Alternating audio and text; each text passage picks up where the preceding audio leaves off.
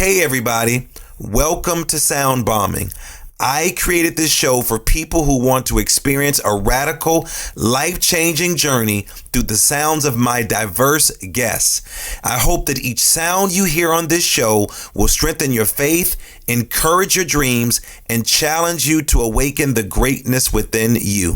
Drop the bomb. Drop the bomb. We're gonna drop the bomb. Drop the bomb. We're gonna drop the bomb. Drop the bomb. We come to drop the bomb. Drop the bomb. With the bomb. This is a journey into sound. A journey which along the way will bring to you new color, new dimension, new values, and a new experience.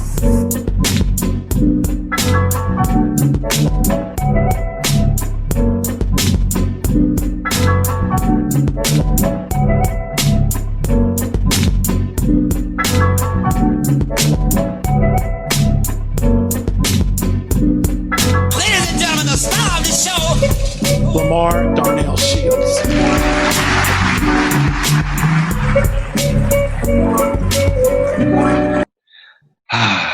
Let's do that one more time, Sound Bombing community. Let's do it one more time, Sound Bombing communities. Inhale. Exhale. We know what that is called. That is called the breath of life.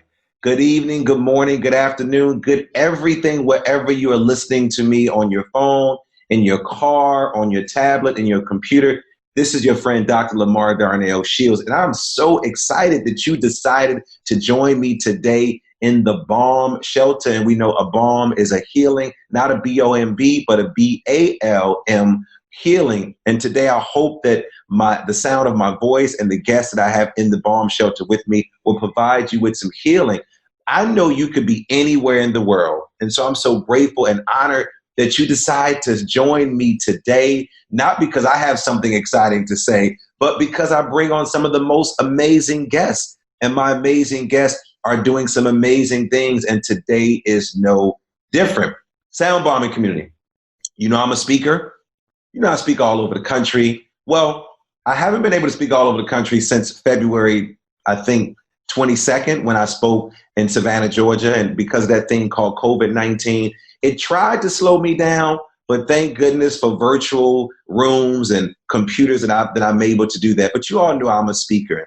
And so, but what I do know, fear of public speaking is very common, with almost 1 in 4 people reporting being anxious when presenting ideas and information in front of an audience. Being a good public speaker is an essential skill that can help you advance your career, grow your business, and form strong relationships. Researchers have identified many reasons why people are afraid of public speaking, which you can read more about on any Google platform. So I'm not going to bore you with that. But it seems that the way we feel, think, and act with respect to having to speak in public can raise or lower the amount of fear we experience significantly. While fear teaches you to protect yourself in risky situations, letting that fear stand between you and your audience could prevent you from sharing inspiring ideas, speaking about important work, and presenting interesting solutions to problems that affect many people. And it can cause you not to make some money because you can speak for a living like I do. In short, it's everyone's loss. So you're probably saying, so Dr. Shields, what can I do about it, or what can we do about it? I'm so glad that you asked, because joining me today in the BalmShelter is Cythina Zhai. Cynthia is a voice coach, professional speaker, and listen, best-selling author. Just like me, she's a TED speaker. Cynthia has helped business professionals and professional speakers from 46 countries. I don't think you all heard me sound bombing. Let me say it again. 46 countries across 5 continents with their voice to speak with impact and conviction. You know the sound bombing communities, my voice has been going up and been raising because Cynthia is looking at me and she's like, LaMarr, you're using your voice. You all don't see her face like I see her face. Engaging and inspires people to embrace change and take action. Cynthia has been a professional speaker and coach for the past 18 years and her engagement spans all over the world. Cynthia has appeared in the USA Discover Your Talent Show, Singapore radio program, Hong Kong radio, Malaysia, where I spoke 2 years ago, and as a guest speaker on the subject of voice. She's a regular guest on a variety of podcasts, but we don't care what other podcasts she's been on. But today, my friend Cythina Zhai is joining me in the BalmShelter, and I'm so honored and happy that she's spending some time with me. She's in Singapore today. So let's welcome Cynthia, the voice coach, to Sound Balming. Cynthia, hello. How are you today? I am very good. Thank you for the introduction. So Cynthia, I know you are in Singapore. Can you describe what's happening in Singapore since this national pandemic has taken place? How is the country handling the COVID-19 crisis in Singapore? I think overall, the government is very active into it. They are also having different phases of the locking down, of lifting up the locking down. So I think the government is doing a very good job.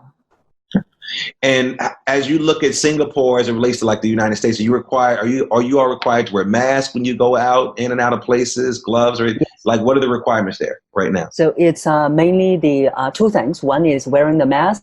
The other one is keeping here. It's 1 meter, which is 6 feet away from other people. Thanks for breaking down 1 meter, because you know us Americans, we don't know meters. Yes. So Cynthia, I worked in Singapore. I worked in Malaysia. I was a speaker at a conference there 2 years ago, and I fell in love with the country. First of all, I'm a vegan, so the food was amazing. I had an amazing time while I was there. The people treated me so well. They were so gracious. They opened up their doors. The university actually brought me there, and I did a talk about work strategies and working with urban youth, and I had an amazing time. But I want to come to Singapore because when I was in college, I was a political science major, and Singapore was the country that I actually studied. Wow. I was very interested in going over there. One of my partners who worked with me, her son lived there, and he spoke highly of being there. And I know that it was very similar to, of course, being in Malaysia, the food, and very similar culture there. And so I really loved it. Cynthia, let's get down to business. How did you get into this business? Sure. So I was in singing when I was young, and so I did some performing. I was also on radio when I was in universities, but they didn't give me a clue to become a voice coach until I was working on my own speaking voice during my first job. Because in my first job, I was not able to speak up. I was not assertive. And that's where I started to go on a journey of working on myself. And working on the speaking voice was something that I stumbled upon. And that led me to the journey. So explain to my listeners that are out there what a speaking coach or a voice coach does. Sure. So many of my clients, when they came to me, it's because that they have all these voice problems. For example, in the beginning, you talked about public speaking, the fear of public speaking. So when people are having and experiencing the fear of public speaking, they will realize their voice starts to tremble, or their pitch goes high, their pace goes faster. And so one of the things I help people with is that I always tell them, I said, you can still be nervous, but you won't sound nervous. You can sound confident without feeling confident. So that's one of the things that I help them with. And the other thing that is some of my clients, they would come to me, they said, I want to sound like Morgan Freeman. Wow. Some people have some high expectations, don't they, Cynthia? They want to sound like Morgan Freeman. Yes.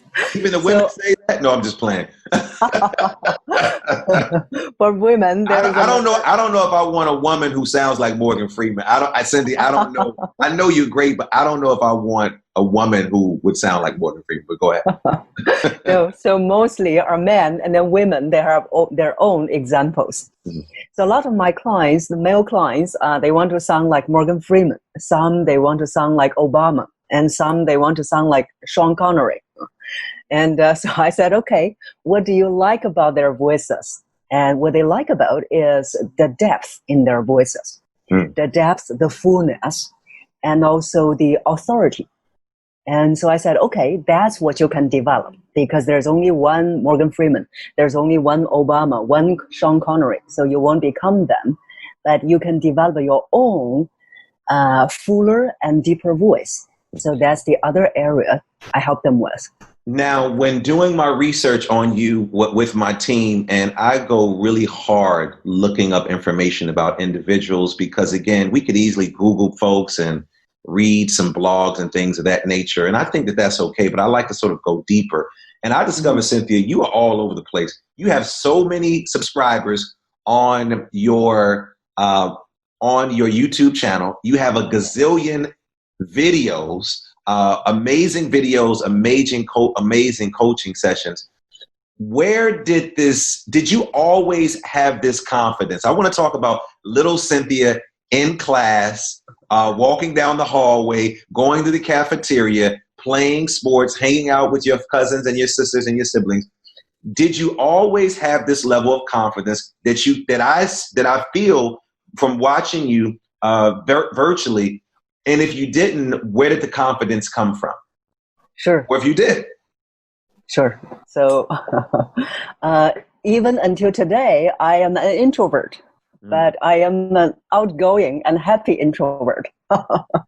So with this lockdown, I enjoy it very much, because now I am with myself. And so this confidence, I think one was because in my school days, I was always the class president. So I had to speak in front of the class. But I remember the very first time when my teacher put me in front of the class. That was in 7th grade. And then so in the 7th grade, she said, okay, now every morning from 7:30 to 8 a.m., you're going to stand in front of the class and lead them read the articles. And I remember the very first time when I was standing in front of the class, the whole time I was just looking down on the book and never looked up. When the half an hour was over and I realized I was sweating all over. So it was from there, over the years, that I was able to feel comfortable and confident speaking in front of the group. And as an introvert, there are other things I worked on. For example, when I started my business, one of the things was the fear of being visible. So that was something that I worked through. So explain the concept of the fear of being visible. I as you said that, I'm thinking of a great writer, a great African-American writer who wrote a book called Invisible Man. His name is Ralph Ellison. And Ralph Ellison wrote this book probably during, the Jim Crow era, which is like the 40s and the 50s. And in that book, he says, I'm invisible because people simply refuse to see me now. So he's talking about post-slavery. He's talking about Jim Crow, race, the South, what was going on. In every country, those issues existed. And he made that statement. And now you just said, I was trying to make myself visible. What does that actually mean to you? Because as you said that, I thought about the Ralph Ellison statement in his book. And are there any similarities in what I just said, what I explained about what he wrote and what you shared with me about trying to make yourself visible? There's some difference.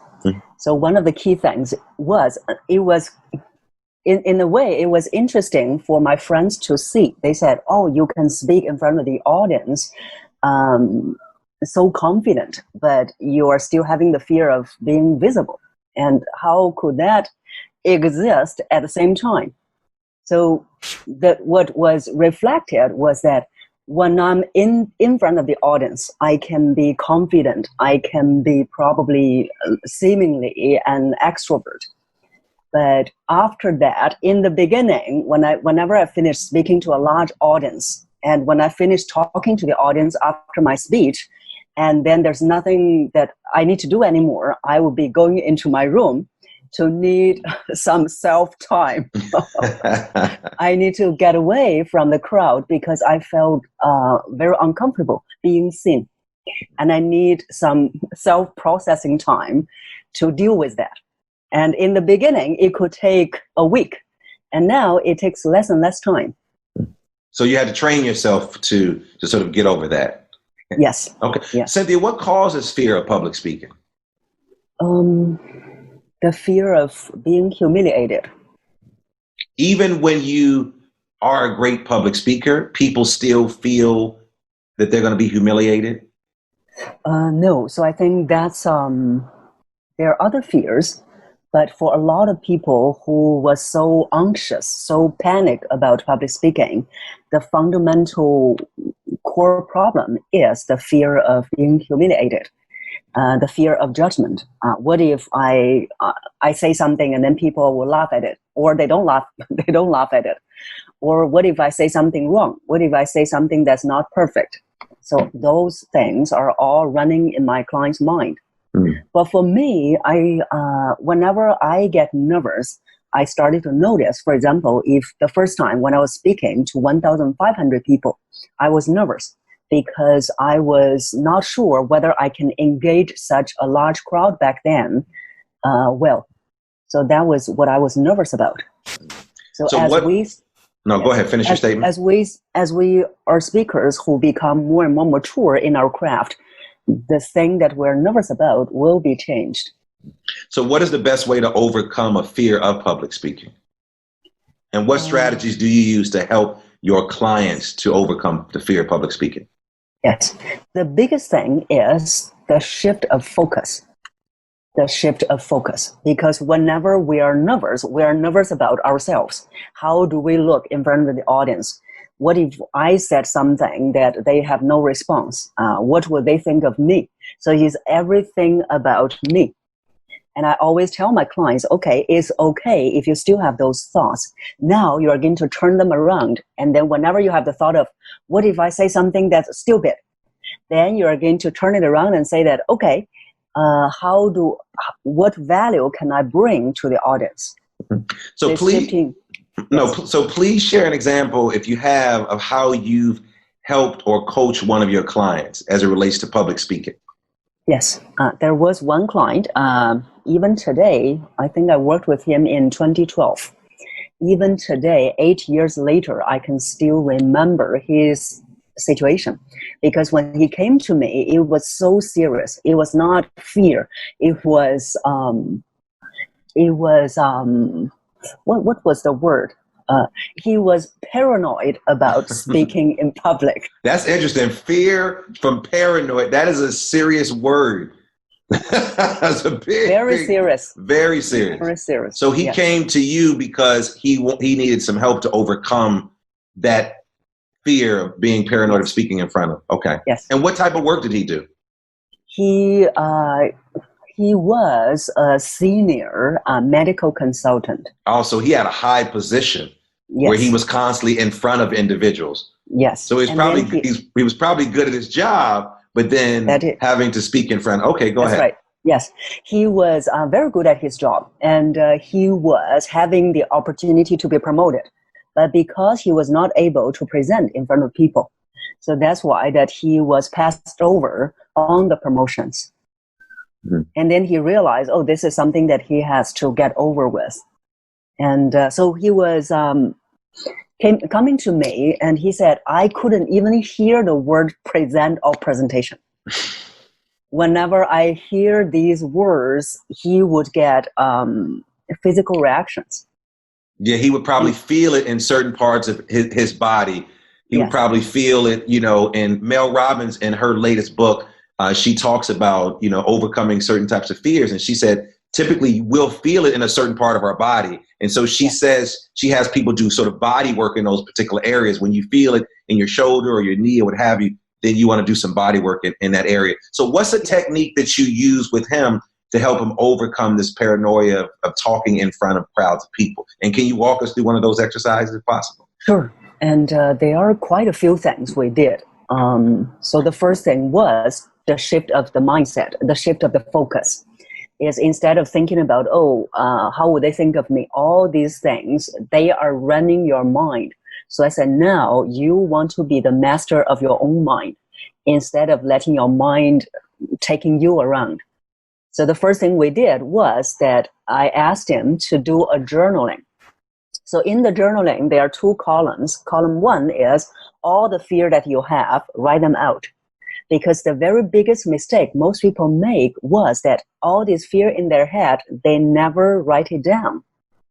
So when you are just letting the fear in your head continue running, you are not acknowledging them. Or some of my clients, they will say, oh, I have this fear. Oh, no, now let me think of something else. No, the fear, they want to be acknowledged as well. So the first column, we write down all these fears so that you can acknowledge the fears. And also you can now see what is exactly happening. And then the second column is, for example, the first column is, I'm afraid that they will judge me. The second column is not, I'm afraid they're not going to judge me. No, that's not the truth. The truth is that you will be judged at all times. You hear that sound, bombers? You, just because you're going to be a part of Cynthia's class, she has a superpower, but her superpower is not, she cannot take judgment away from anybody that's going to be listening to you speak or what have you. So I'm glad you shared that, but you're still going to be judged. It's how do you respond to what you're actually feeling through that process? Yes. So the second column, is the smallest thing you can do to manage that. For example, I'm afraid I'm going to be judged. Then the second column you can write down, okay, it is truth. It is the truth that I will be judged no matter how great I think I am. But I can change that by providing value to the audience.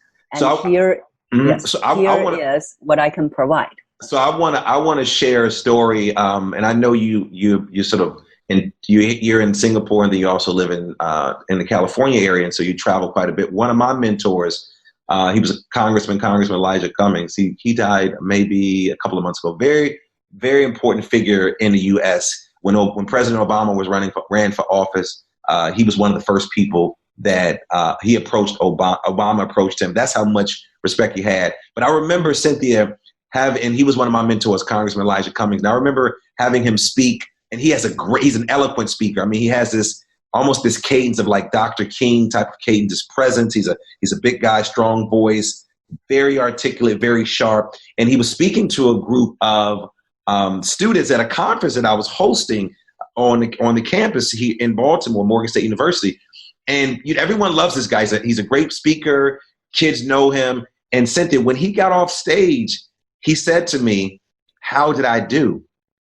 And I'm like, man, how did you do? You're Congressman Elijah Cummings. It's like Obama coming to me and say, how did I do? Dr. King coming to me and say, how did I do? Ellen DeGeneres, who I think is a great speaker, who's funny, saying, how did I do?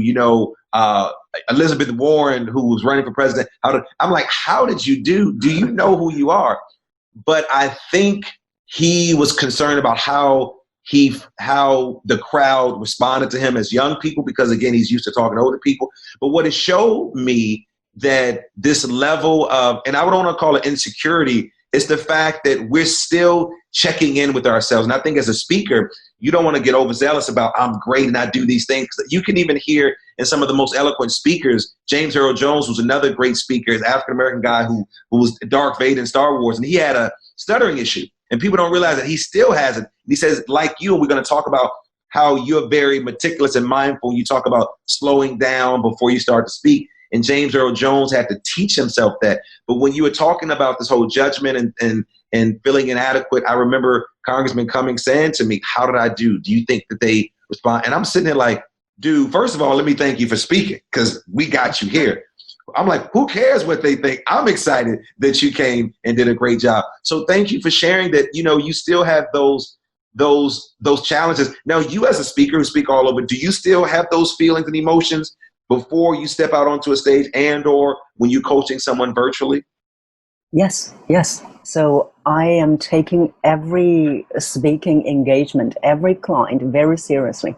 So before every speech, I will be spending a lot of time in preparation. The biggest thing I spend in preparation is to get familiar with the audience, to know who they are, to know what they care about.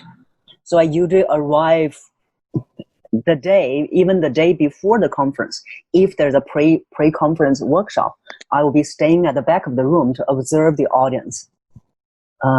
So that helped me to connect with them better. It's interesting. That's one of my techniques as well, Cynthia. I do the same thing. Yes. I sit in the back, I observe the room, I listen to what people are saying, I listen if they're talking about the other speakers, what they like, what they don't like, and then I try to incorporate it. You're giving some great tools for those individuals who are already speaking, and also for folks who want to get into speaking. Now, I know you have a whole bunch of tools because I watched a lot of your videos. I want to talk about tension and vibration. Explain to our audience about tension and vibration and how it relates to developing your voice. Yes, sure. So one thing I would like to invite the listeners do is to put their fingers, 2 fingers, the thumb and the second finger, on their nose, and then just place them here, not pressing any tension. So then we make a sound, which is Yes. Do you feel the vibration? I feel the vibration. Yes, I do. Yes. I'm doing this, listeners. Okay. So now we are going to squeeze the nose with our fingers, and then we try to make the sound again. Yes. Okay. And you notice that the sound was changed. Yes. Right? Yes. So why was it changed? Because we added tension onto the nose. So you realize that when there is tension, the sound, the vibration will stop, or they would go to another channel to come out. So for example, for people who have a very nasal voice, is because that the back of their mouth is very tense. So it blocks the package and block the passage for the sound, the vibration to come through the nose, through the mouth. So as a result, more sound comes through the nose, resulted in nasality. There we go, sound bombing. Another great strategy, another great technique. You didn't have to run out to buy an expensive something to do this. Cynthia gave us a very, very good technique that the average person can do. So, Cynthia, what is the key to success when communicating with the public? What do you find is some of the best strategies when you're communicating with a large crowd and or a small crowd? Authenticity. Authenticity. It's always be who you are, and not trying to become someone else. Because some of my clients, before they speak, they said, "Okay, now I'm ready. Hi everyone." Then they realized that's not me. After they finished speaking, they said, "I felt weird. It was not me." So when you feel weird, the audience will feel weird as well. So that's one thing, being authentic. And also being authentic is built on the confidence you have in who you are, in yourself.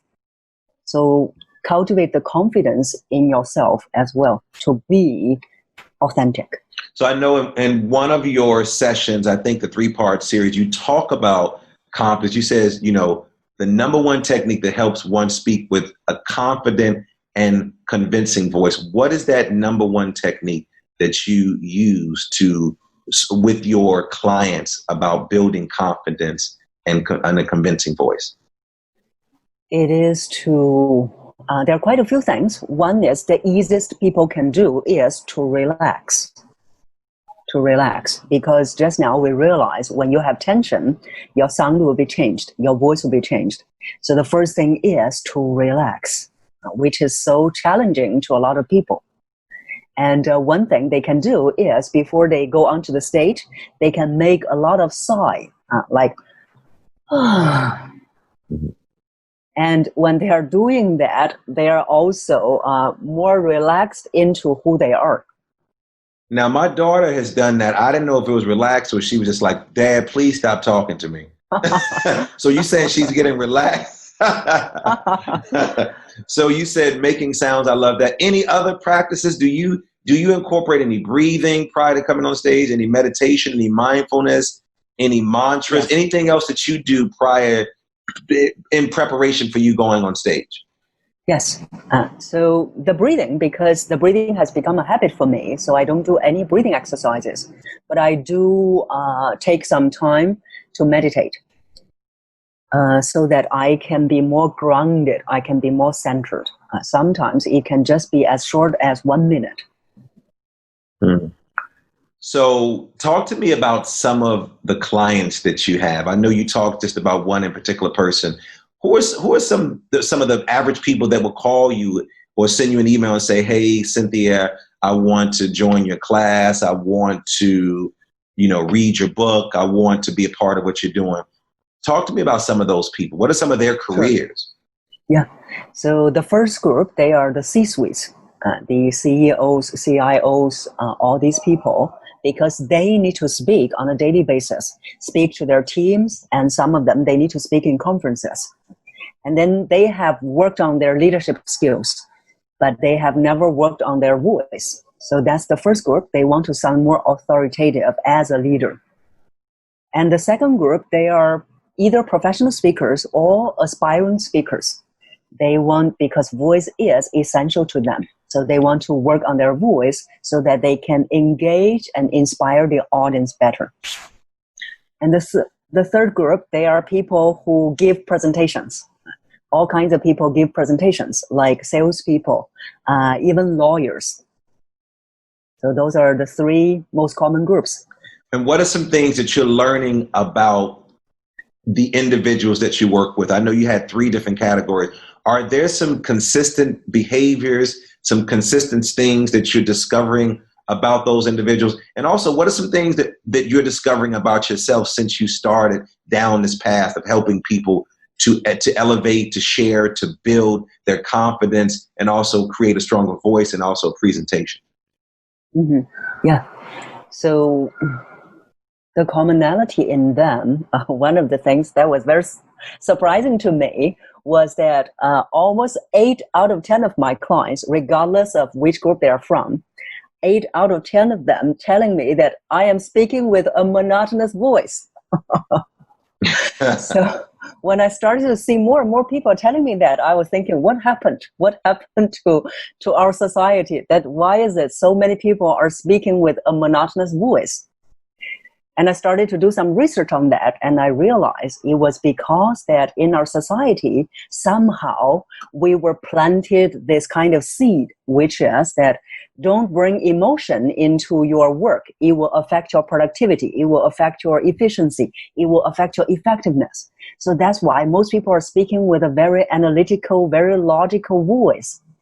And they are lacking the emotion. When you lack the emotion, then you will have a monotone.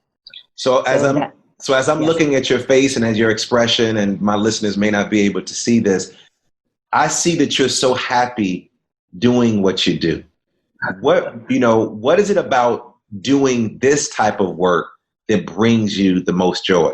Because you're glowing as you're talking about your clients, as you're explaining about, building confidence. What brings you the most joy when it comes to doing this work? It was one is that I see the change in them, which is something that I always enjoy, that I want to bring out the potential in people. And when I saw that change in them, it was very fulfilling to me. And there were also clients whose life was changed because of the voice that was changed. So what makes your technique, Cynthia, different from any other voice coach that's out there? If I'm looking to find a voice coach or and someone who's listening to the show, mm-hmm. what is it about Cynthia's technique that might be different from the man or woman down the street? Yes. Because we are not working on the techniques. We are working from inside out. Because a lot of my clients, when they realized they were speaking with, for example, a monotonous voice, and then they started to work on their tonality, their volume, their pitch, and just to realize that they feel weird. I said, because you are working in the wrong direction. We are not going to work outside in, which is technique. We are working inside out. You need to feel what you say. When you are feeling what you say, it will show up in your voice as the emotion, as the expressiveness. Well, I am feeling what you're saying, Cynthia, voice coach, and I want my listeners to feel what you're saying. How can they get in contact with you? And are you currently running any courses right now? So you want to give all your contact information so they can reach out to you. Sure. So the best place for them to get in touch with me is the YouTube channel. So on YouTube, they can just search in the search box, Cynthia Voice Coach. Then they'll be able to find my channel. And as you mentioned earlier, there are many videos. There are actually over 130 videos, and I'm still updating. You're going to lose your voice making all those videos, Cynthia. You're constantly uploading videos every day, right?